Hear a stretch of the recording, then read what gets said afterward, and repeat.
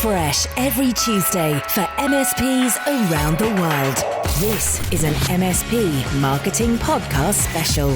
Hello and welcome to a very, very special edition of the podcast. Now, with just a few days left of, let's be honest, what frankly has been a crazy year, I've asked two of the most trusted and respected experts in our world to join us, not to look back at 2020, because I think we're all kind of glad to be at the end of the year, but instead I want them to look forwards to next year. Because I think that next year is going to have probably some new challenges for you and for all the other MSPs out there, but also some really, truly wonderful opportunities. So let's explore what those opportunities might be. Let's explore how you can grow your MSP, how you can really benefit next year. What if next year could be a massive year for you? What if you could get new clients? What if you could grow your business and grow your net profits and your monthly recurring revenue and all of that, despite all the challenges to the economy, despite all the pressures on your clients and your end users,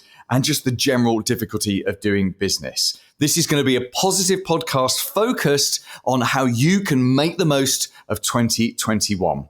Now, let me introduce you to the brain trust that I've lined up for you. Hey, it's Nigel Moore here. I am the founder of the Tech Tribe, a community of MSPs all around the world where we teach and coach and help them avoid all the silly mistakes that I made when I ran my own MSP. Hi, this is Karl Palachuk. I am the author of a couple dozen books, and I run the Small Biz Thoughts technology community. So, gentlemen, thank you both for joining me. The challenges of getting this call together have been amazing. As we're recording this, just a week or so before broadcast, it's 10 p.m. here in the UK. It's 9 in the morning in Australia, where you are, Nigel, and I think it's 3 in the afternoon for you, Karl, in Sacramento in California. So, thank you for coming together.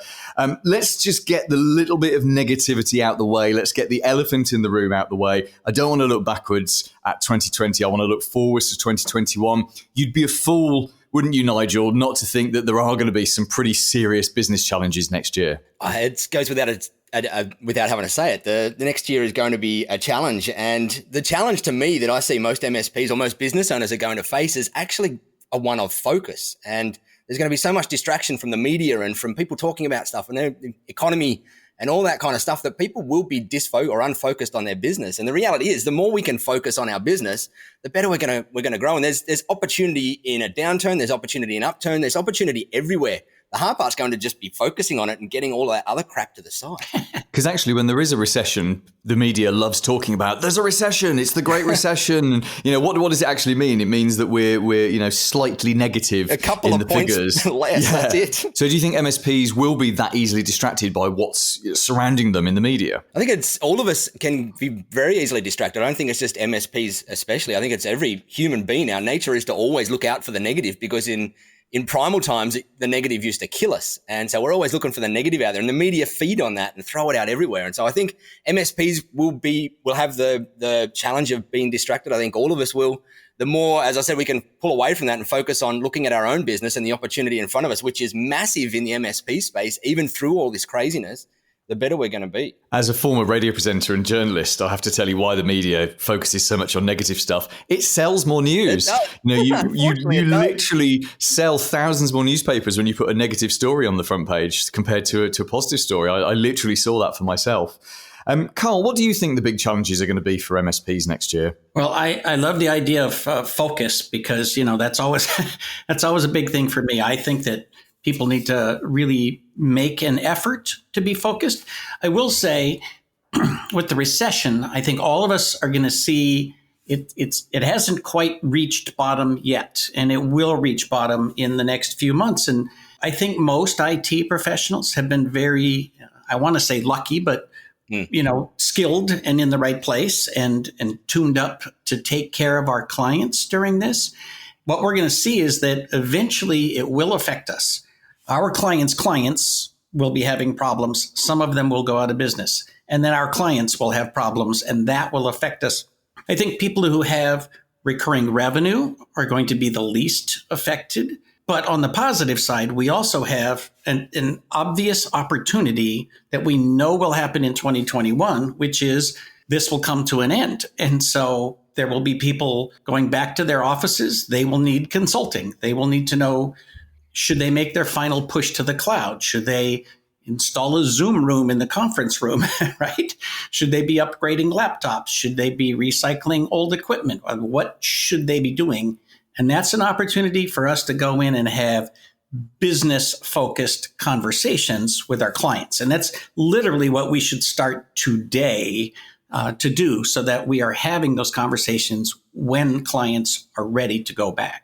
And Nigel, what opportunities do you think MSPs will have next year? So two of the big ones that I see out there is in our industry, there is this big influx of new people coming into it. Lots of people are fed up with having the job and have gone out looking for how can I get in control of my own destiny. And the IT space is where they've started running to. And I'm seeing a lot of new startup MSP owners starting their business. And so I see opportunity around existing MSPs going out and differentiating and focusing on growth as one of their primary areas of focus on their business rather than just the tech, because the days of focusing on tech and worrying about patching and all that kind of stuff are well over now. This thing has proven that it's now the chance for us MSPs to take that step up and focus on business and be a business consultant to our clients, or a business leader to our clients, or a business mentor to our clients, teaching them how to use the tech, but not focusing on the tech. It's I feel that whole conversation around business versus tech has taken a 10 steps advanced over the last year when small businesses around the world have realized how important technology is to their business. And I see that as a huge opportunity for MSPs, that the smart MSPs that are going to go out there and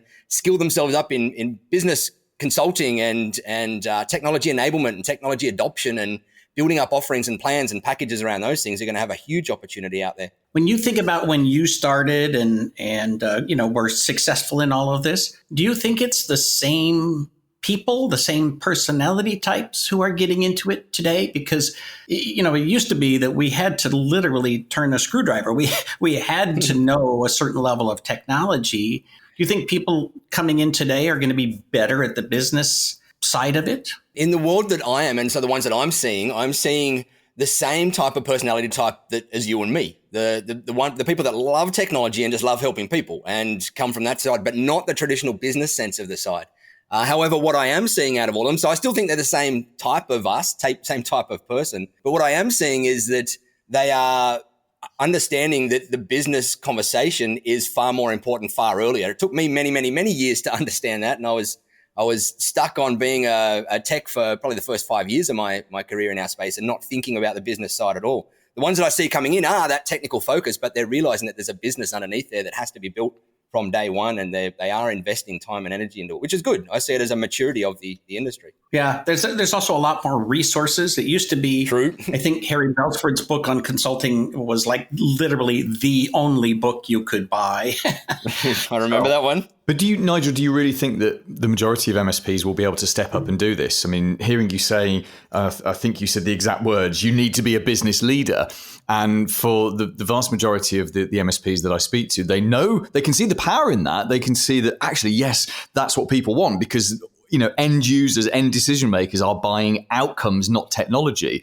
But it's one thing to be able to say something like that, and it's another thing to actually be able to deliver it. Yeah, I agree 100%. There's going to be a certain cohort of MSPs that won't make it through because they're not able to, or they're not willing to put the work into stepping up to the plate. But what I will say for those that are, and they see that there's opportunity there to get to that business layer conversation, is that it's actually not this daunting big thing that you've got to go and change your entire psyche and human being into. It's just a few little layers above where you're currently having conversations. And once you start going into your clients and you just start having a few little tweaks to the questions that you ask in things and the approach that you take, you'll see that you're starting on that process already. And so I feel like most MSPs out there have got the capability to be able to do it. A lot are daunted by the worrying about what it is or how deep they've got to go, or do they have to turn into someone that can go and work at Bain & Co. or something like that, or Boston Consulting. And it's not that. It's literally just being a little bit more interested in the business side of things and understanding your client's business and how you can solve their pains and their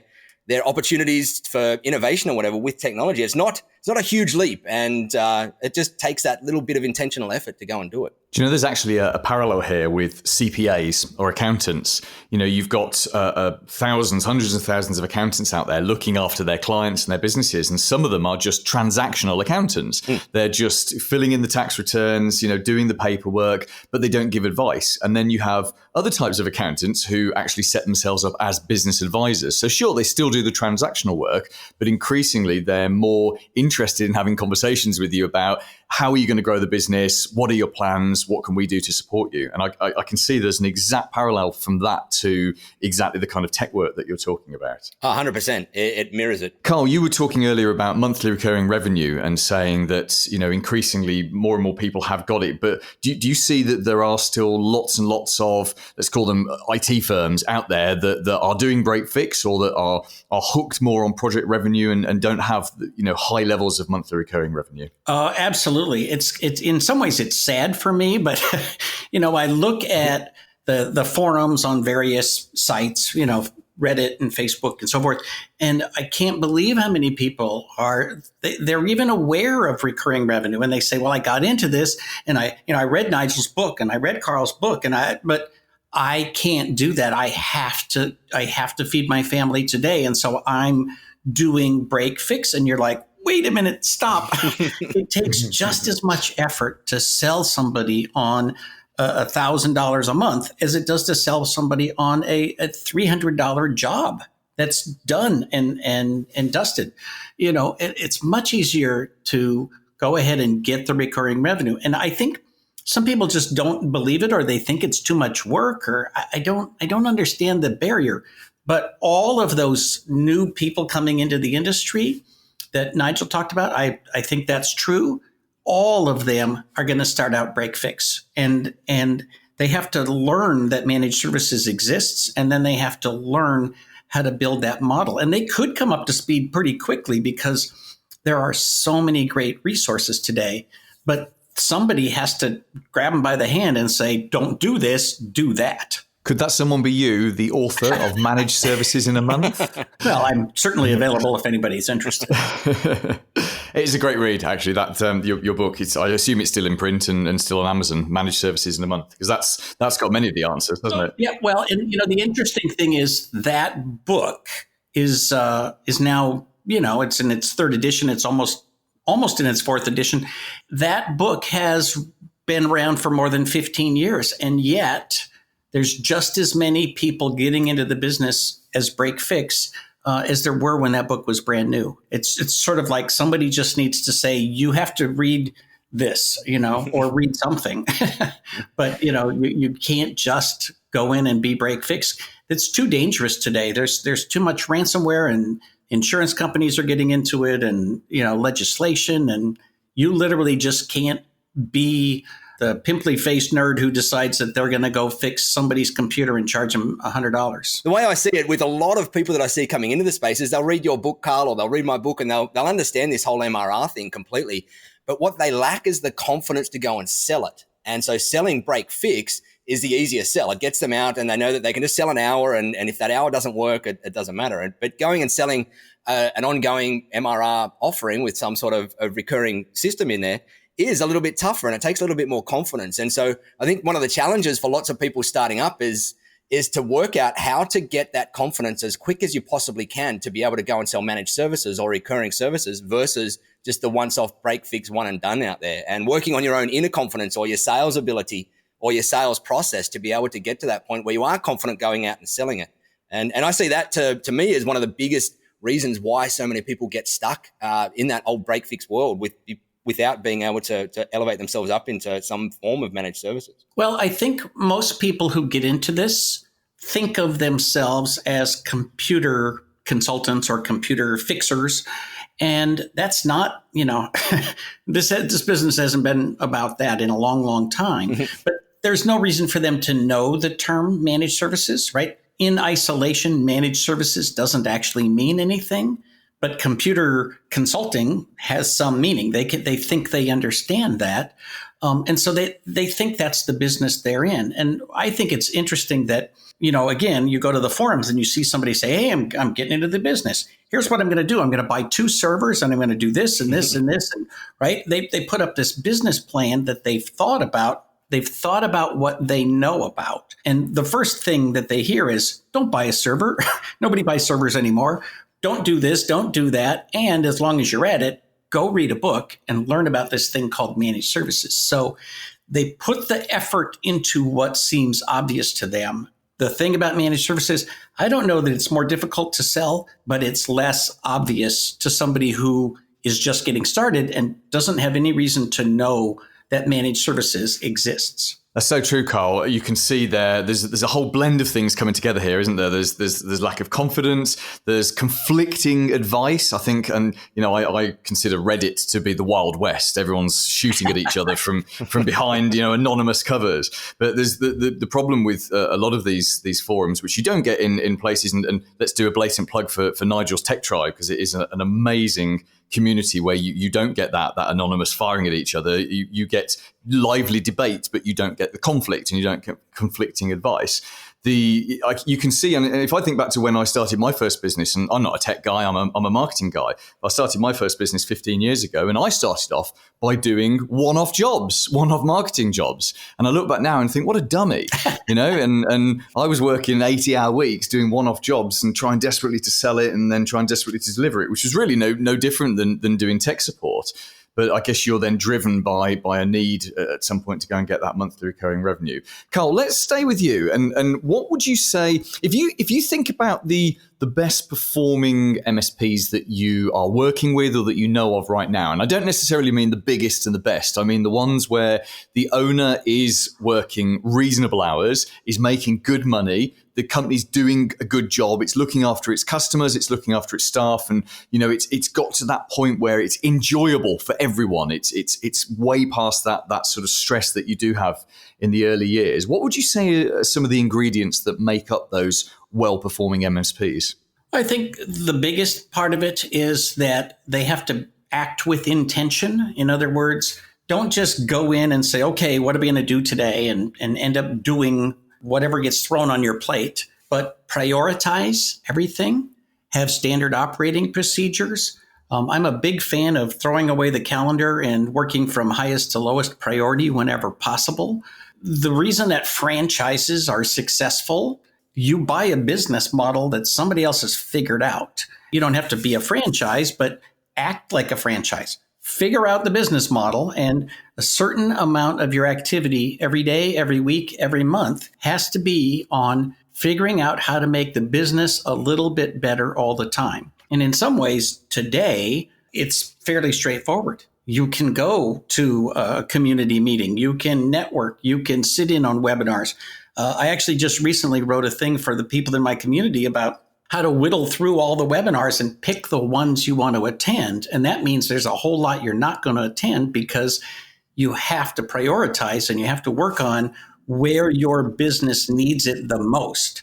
And it's okay to ignore lots of other things going on because you could waste all of your time educating and never putting any of it into action. So you got to always have that balance in order to move forward. So focus, balance, and you mentioned action there. I think having an action orientated. I would say relax, focus, succeed.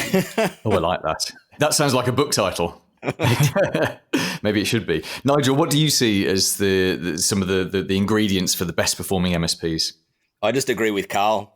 So the notes that I'd written down for that question were the exact same. Going into your business with a clear intention and focus. And the ones that I'm seeing that are successful at the moment, either via monetary wise or time wise or the impact that they're having with their clients, are very deep on their focus. They know where they're going. They've got a plan for where they're going.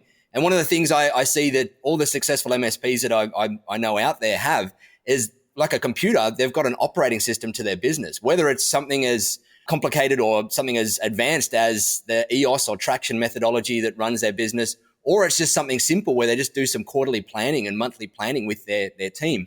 They've got some sort of system that they're running their business by to keep themselves on track and to keep their focus on the right things, because our industry especially is so damn full of shiny red objects, new vendors, new tools, new all sorts of different things, new ways to price your stuff, that it's very easy to get distracted. And so I see this, the MSPs out there doing the best and having the best and creating the best and whatnot have got this really deep intentional focus and a system to have that focus. And one of the other things that I see as a key ingredient that unfortunately lots of MSPs are missing is an intentional growth engine as well. And the reason I see a lot of MSPs missing it is that we've all, me included when I had my MSP for a long time, is that we come from the technical background and we're very comfortable with the tech and for all of that service delivery side of things, but we're not comfortable with sales and marketing in the early stages.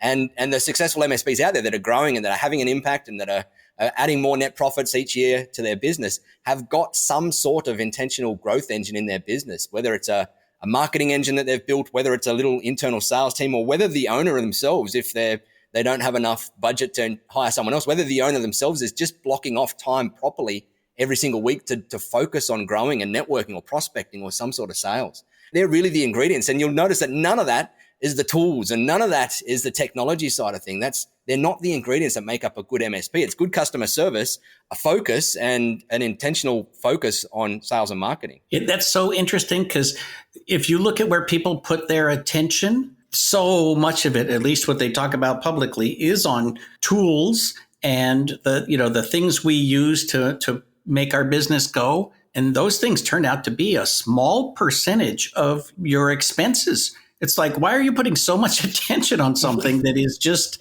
a means to an end? First, figure out what your end is. Where do you want to go?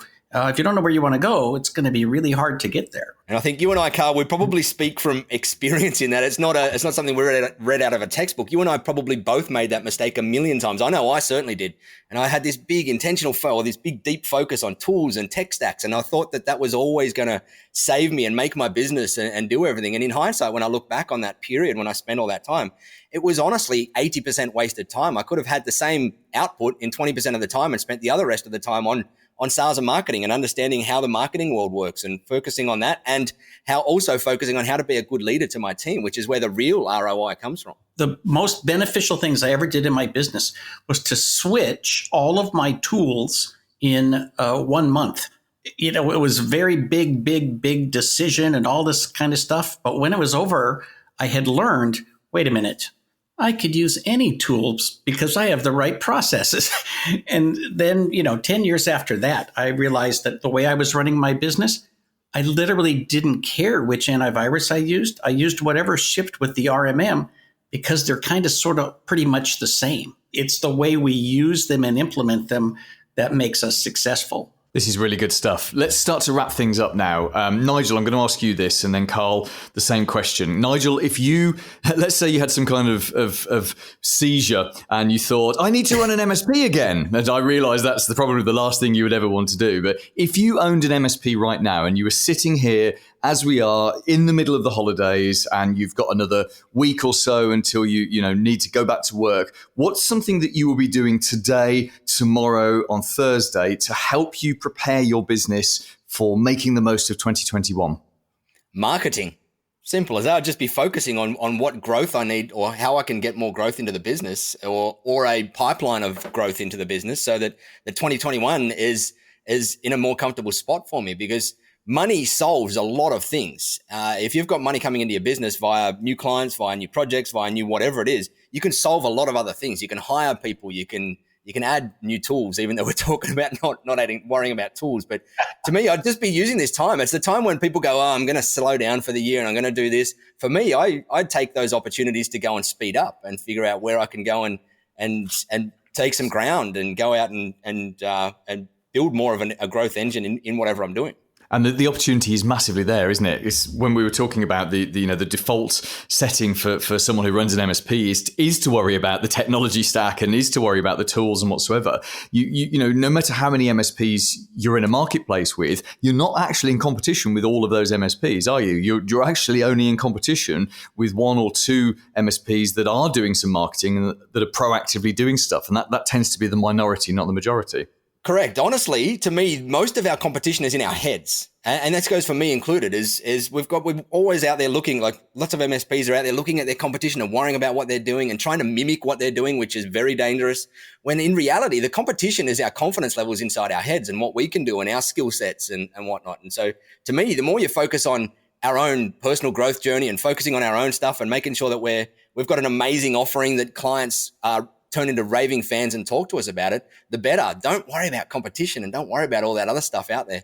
Go and focus on building an amazing level of service and an amazing business with amazing SOPs and an amazing experience for your clients. And that trumps all that other worry about competition and whatever it happens to be out there. That's certainly true. In my most recent book, The Absolutely Unbreakable Rules of Service Delivery, there's an entire chapter called "The Competition is Irrelevant."